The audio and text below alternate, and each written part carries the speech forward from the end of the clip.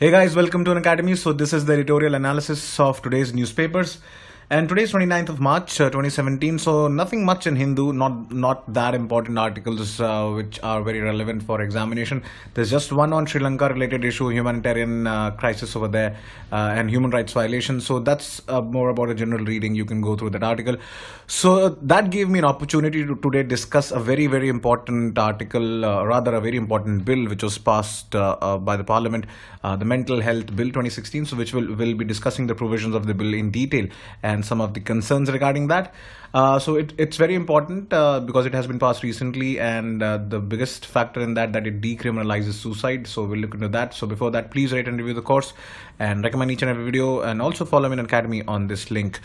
So talking about this bill, the Parliament has actually passed the Mental Health Care Bill 2016. The biggest feature of this bill is obviously decriminalization of suicide attempt by mentally ill people, and therefore it also guarantees them the right to better health care for people with mental illness. Now, it was first introduced in Rajya Sabha and passed in Rajya Sabha in August 2016, and later it was passed in the Lok Sabha in March 2017, and finally it has been sent to the President for his assent. And this bill is specifically formulated in line with the Convention on Rights of Persons with Disabilities, which was adopted in 2006 and was also ratified by India in 2007. So there can be a question, maybe in prelims they can ask that whether India is a signatory or whether India has ratified this Convention on Rights of Persons with Disabilities or not.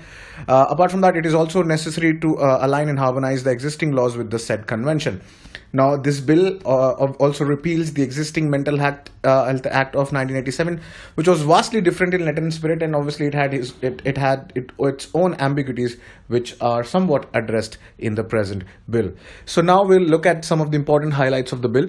So first of all, as I told you, that the biggest feature of this bill is that it decriminalizes suicide. So it effectively decriminalizes suicide attempt under the section 309 of the Indian Penal Code by mentally ill persons, because if a person is attempting suicide now, they shall be presumed as to be suffering from some mental illness at the time and will not be punished under the IPC, unlike before, until this bill was passed. And the government shall also have a duty to provide care, treatment, rehabilitation to a person who are having severe stress and who attempt to commit suicide to reduce the risk of recurrence of attempt to again commit a suicide. So they will be given this counseling and other related things. People will be there to talk about depression and anxiety and mental disorders. So that's a good step actually, because a lot of us don't actually talk about depression, and that's one of the biggest reasons of suicide these days. Now, apart from that, the bill also prohibits electroconvulsive therapy. So these are like, in simple terms, it's like giving shocks that you see in televisions, that people who are so-called mad people by people who term them wrongly, which is actually very wrong. Terming each and every person as mad, because you actually don't know how they feel and what all they have to go through. So just calling somebody mad is no, it's very easy, but actually you do not know what they go through. So anyway, the thing is that electroconvulsive therapy is obviously that giving this mental shock, so it will not be given to minors, and it will only be allowed for the adults with the use of anesthesia. Apart from that, it also provides right to equality of treatment, protects such persons with inhuman treatment, access to free legal services, medical records, and right to complain in case of deficiencies in provisions. Apart from that, the bill places the importance on advance directive. So this is very important. So advance directive means that the person will have the right to specify how he would like to be treated, he or she would be like to be treated for the mental illness in the event of a mental health situation. Also, the individual will also be able to specify who will be the person responsible. They can be anyone from their family or their friends who will be in charge for taking decisions with regard to the treatment, their admission into hospital, etc. Now, another very important highlight of this bill is that this bill focuses on the rights-based approach. So right-based approach basically means that the bill guarantees every person right to access of mental health care and treatment from mental health services, which will be funded by the government.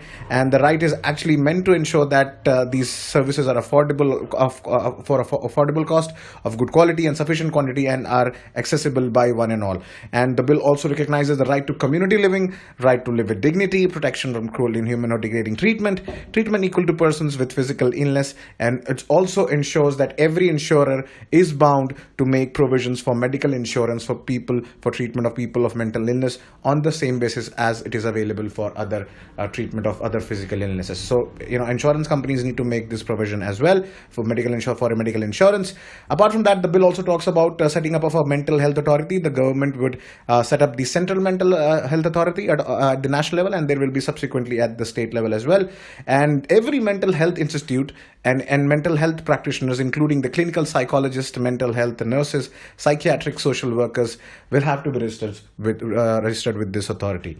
Now, there will also be a mental health review commission and a board, so it will be a quasi-judicial body which will be responsible for reviewing procedure for making these advance directives. So these advance directives, which person will be made responsible for taking decision on their behalf, and also how they will be like to be treated. So anything related to that will be reviewed by this board, mental health review commission and board.